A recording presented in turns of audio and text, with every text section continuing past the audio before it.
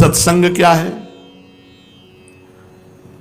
जिन भोगों से हमारा अंतःकरण मलिन हुआ, दुष्ट विचार हमारे हृदय में आते थे, उससे हमारा अंतःकरण मलिन हुआ।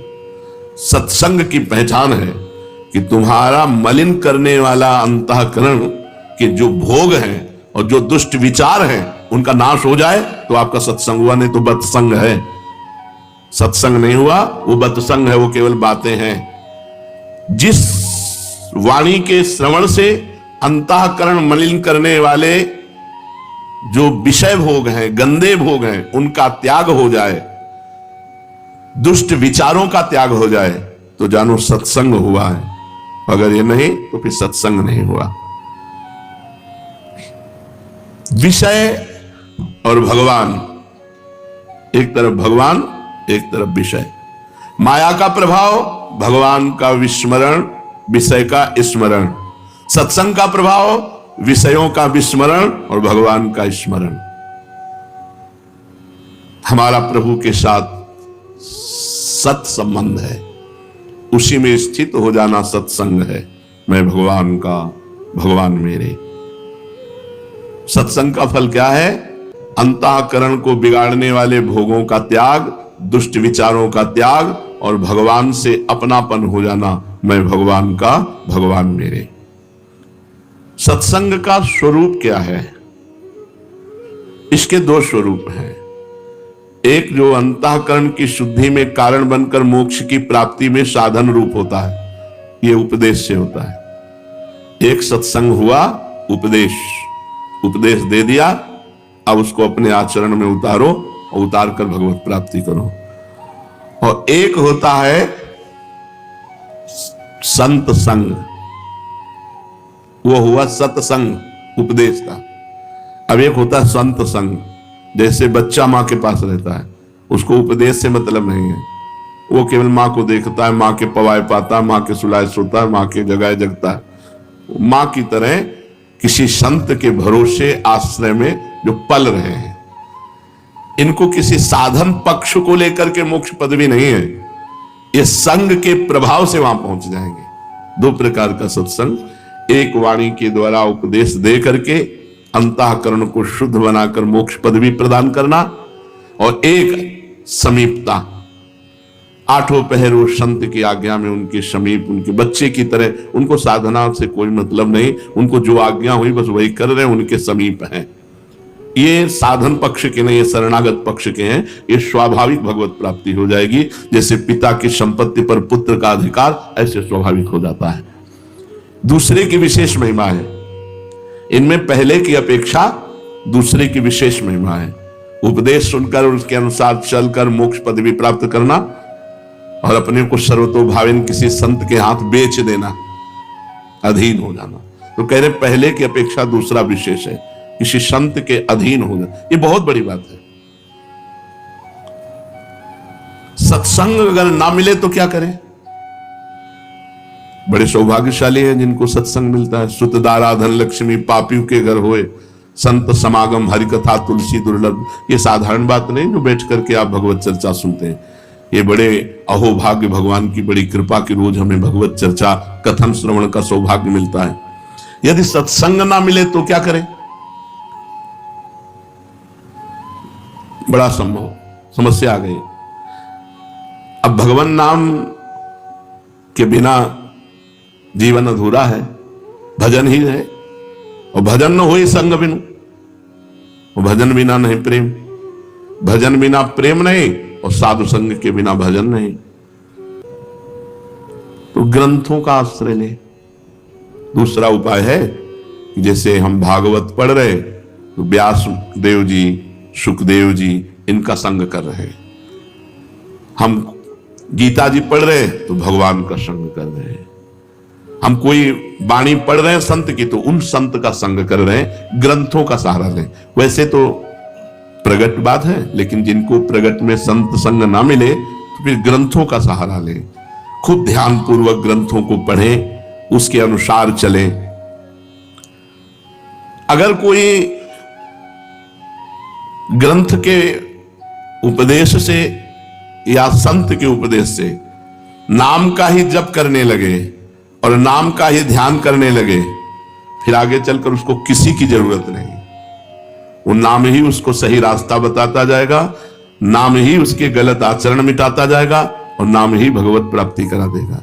नाम में रुचि होने तक जरूरी है शास्त्र और संत। जिसकी नाम में रुचि का मतलब होता है जी नहीं सकता बिना नाम के, अब उसके लिए कोई जरूरत नहीं, कोई मिले या ना मिले, क्योंकि जो संत संग का फल है वो उसे मिल गया। सब साधन कर यह फल सुंदर, प्रभुपद पंकज प्रीति निरंतर। निरंतर भगवान में स्थिति है चिंतन के द्वारा, तो अब वो खुद महापुरुष हो गया है। अब उसे किसी मार्गदर्शक की आवश्यकता नहीं, क्योंकि नाम भगवान विराजमान है उसके हृदय में। कुसंग क्या है?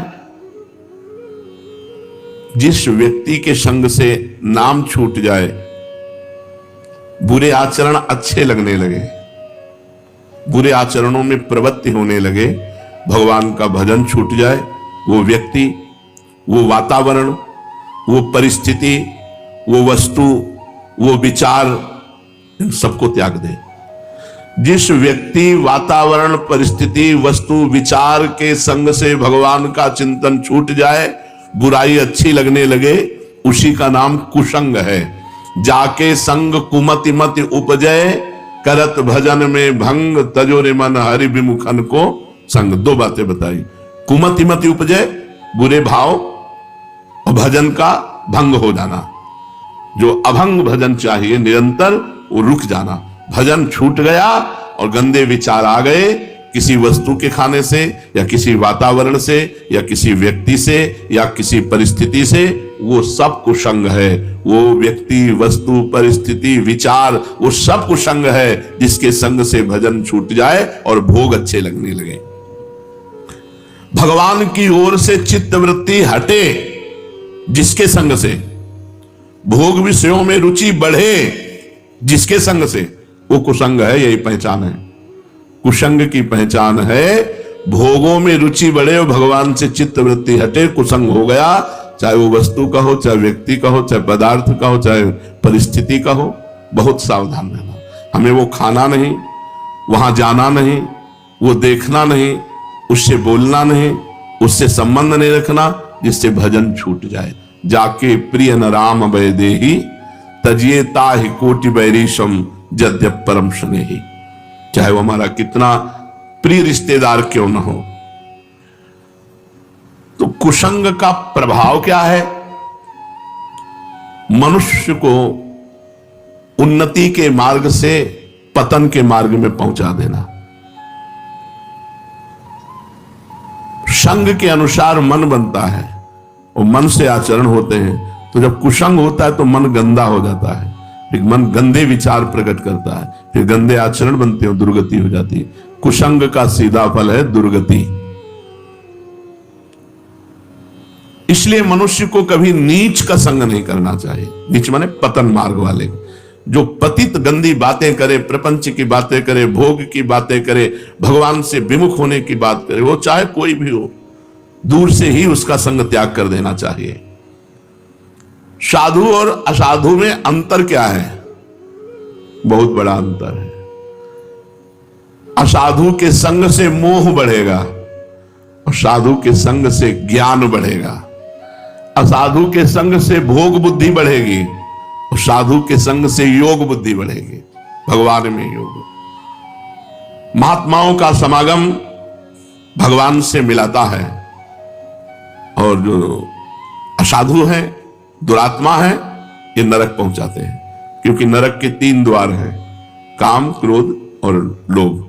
कामा क्रोधा तथा लोभा तस्मादेत त्रयम त्यजेत। भगवान ने कहा 3 नरक के द्वार हैं।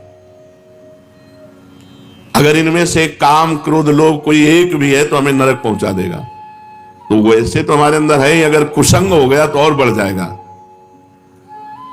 त्रिविधम नरकस्येदम द्वारम नाशन मात्मना कामः क्रोधा तथा लोभा तस्मादेत त्रयम त्यजेत। ये आत्मा का नाश करने वाले 3 भाव हैं, काम, क्रोध, लोभ। और ये नीच पुरुषों के संग से, दुष्संग से इनकी वृद्धि होती है और ये क्रियात्मक होते हैं और हमें नरकगामी होना पड़ता है।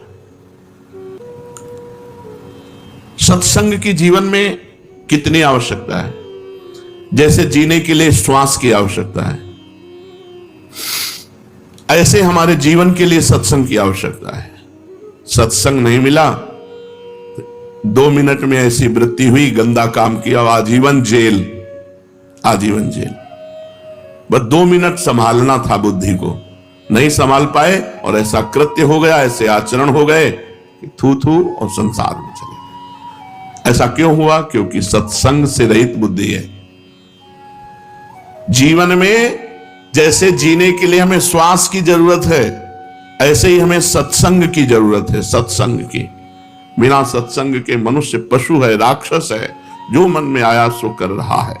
जिसके जीवन में सत्संग नहीं है उसका जीवन अधूरा जीवन है। जैसे हम श्वास के बिना जीवित नहीं रह सकते, ऐसे हम सत्संग के बिना परम पवित्र जीवन नहीं धारण कर सकते। चाहे वो जितनी अवस्था हो जाए, हमारी दुर्वासनाएं सत्संग से ही नष्ट होती हैं।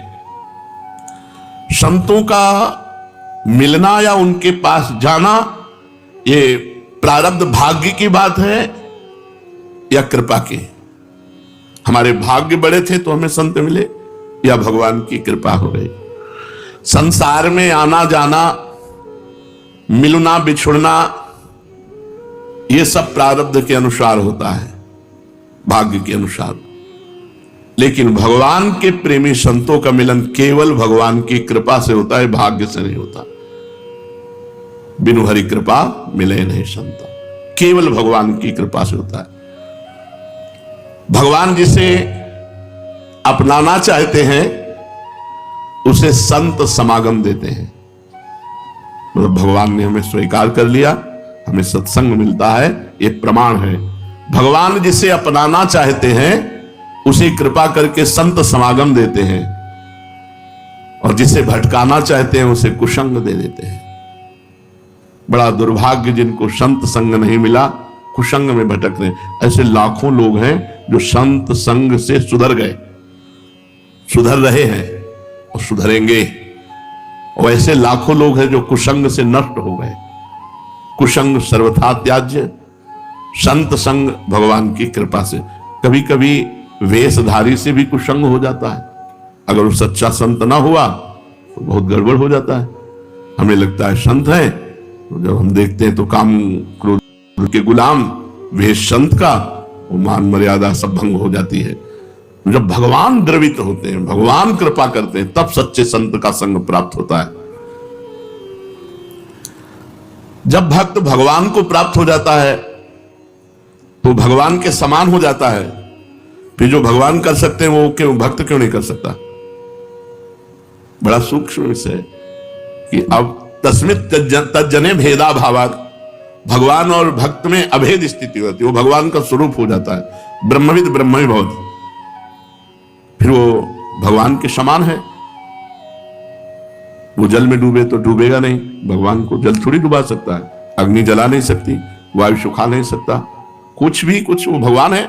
जब वो भगवान बन गया तो ऐसा हो जाना चाहिए, ऐसा क्यों नहीं? भक्त और भगवान में भाव से अभेद होता है, कलेवर से नहीं। बड़ा सुंदर विषय बताया कि अगर तुम भगवान के समान हो तो ऐसा कर दो। वो भाव देखो, तरंग और समुद्र दो नहीं है। समुद्र में वायु विकार हुआ तो तरंगायमान हो गया। दो ना होते हुए भी समुद्र से अनंत तरंगें उत्पन्न हो सकती है, लेकिन तरंग से समुद्र नहीं। समुद्र और तरंग एक ही है। वायु विकार हटा तो आप तरंग नहीं कर सकते, वो समुद्र ही है। तो ब्रह्मविद ब्रह्म ही भवति, जो ब्रह्म को जान गया वो ब्रह्म हो जाता है। जानत तुम्हें तुम्हें हो जाए, पर वो ऐसे हो जाता है कि तरंग समुद्र में लहर आनंदित हो रही है, वही समुद्र ही तरंग है। पर समुद्र ऐसी अनंत तरंगें प्रकट कर सकता है, पर तरंग समुद्र नहीं प्रकट कर सकती। इतना अंतर बना रहेगा। सिद्ध पुरुष हो गया है, साक्षात भगवान हो गया है, पर वो उत्पत्तिम च विनाशम च, ये उत्पत्ति और विनाश की लीला उसके हाथ में नहीं है। भूता नामा गतिम अगतिम, भूतों की गति और अगति, विद्याम अविद्यारम सष्टारो, विद्या और अविद्या ये केवल भगवान के हाथ में, दूसरे के हाथ में नहीं। उत्पत्ति, विनाश, गति, दुर्गति, भाव और अभाव, कुभाव, ये उन्हीं के द्वारा। भगवान का स्वरूप भक्त हो गया, लेकिन कलेवर से नहीं, भाव से, सामर्थ्य से नहीं, भाव से। ऐसे अनंत भक्त भगवान की भाव तरंगे हैं, लेकिन जो भगवान है वो अद्वितीय। भगवान तो भगवान ही है, ऐसा दूसरा कोई नहीं कर सकता जैसा भगवान कर सकते हैं। भगवान और भक्त भाव में अभेद है, लेकिन सामर्थ्य में नहीं, शरीर में नहीं, क्रिया में नहीं। सिद्ध भक्त है, गिरिराज जी उठा लेगा। पक्का सिद्ध भक्त है, भगवान का निज जन है, भगवान को प्राप्त हो गया, तो गिरिराज जी थोड़ी उठा लेगा। गिरिराज जी की दंडवती करेगा, गिरिराज जी की परिक्रमा करेगा, गिरिराज जी नहीं उठा सकता, वो तो श्री कृष्ण ही उठाएंगे। तो कहते भक्त भगवान में तन्मय होकर श्री कृष्णमय हो गया है, तो भाव में हो गया, शरीर से नहीं, क्यों गिरिराज जी उठा लेगा। आज तक कोई संत ऐसा हुआ? भगवान या भगवान के अवतार, जैसे पुलस्त जी हैं, ये भगवान के अवतार हैं। कोई साधक है क्या कि साधना करके? अगस्त जी हैं, समुद्र पी गए, ये भगवान ही अगस्त बने हुए हैं। जैसे सनक, सनंदन, सनातन, सनत कुमार, कश्यप, मरीच, अदिति, ये सब भगवत स्वरूप, भगवान ने अपने आप को विस्तार किया। वो सामर्थ्य 5 लीटर पानी तुरंत पी के नहीं पचा सकते, समुद्र पचा गए भाई। तो अगस्त भगवान है वो। हम लोग भगवान की तरंगे हैं। माया विकार नष्ट होने पर भगवत स्वरूप ही है, पर सामर्थ्य नहीं है ऐसी। भगवान की जैसी सामर्थ्य वैसी सामर्थ्य, इसीलिए चराचर जगत के ऋषि मुनि महात्मा सब सर झुकाए भगवत स्वरूप होकर भी भगवान की जय बोलते हैं। अब निश्चित भगवत प्राप्ति हो जाएगी, क्योंकि अब मुझ भाव भरोस हनुमंता, बिनु हरि कृपा मिले नहीं संता, जो प्रभु मोहि अनुग्रह कीन्हा, तो तुम आए दर्श दीना। अब निश्चित भगवत प्राप्ति होनी है, क्योंकि संत समागम मिल गया। सच्चे महात्मा का दर्शन, स्पर्श, श्रवण, उनके समीप कुछ क्षण निवास करना, बैठना, उनका एकांत में स्मरण करना, अमोघस्य निश्चित भगवत प्राप्ति करा देगा। संत दर्शन, संत संभाषण, संत सहवास,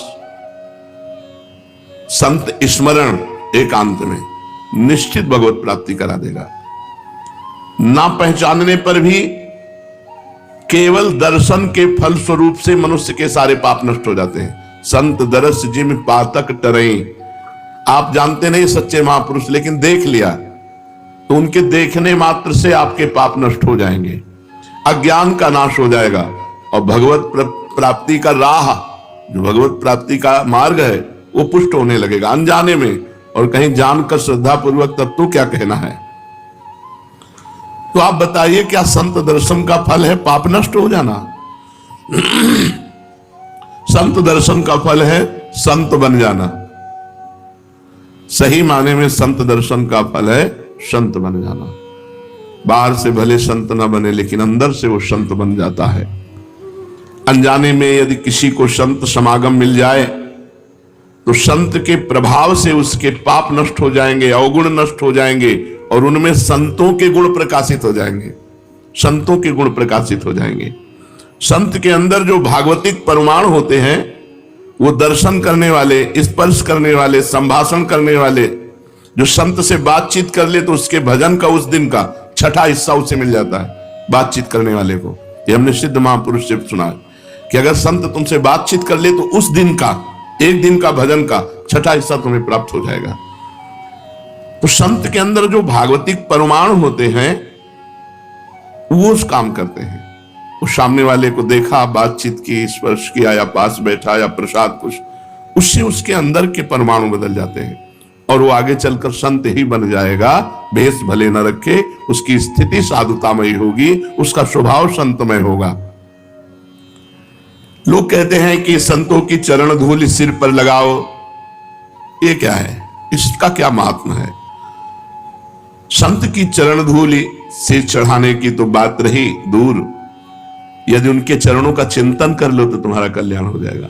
फिर उनके चरणों की स्पर्श की हुई यदि धूल माथे पे चढ़ गई तो तुम्हारा प्रारब्ध बदल जाएगा, भाग्य बदल जाएगा, अंतःकरण शुद्ध हो जाएगा, और निश्चित तुम भगवत प्राप्ति के अधिकारी बन जाओगे, यदि संत चरण धूल सर पर धारण करोगे।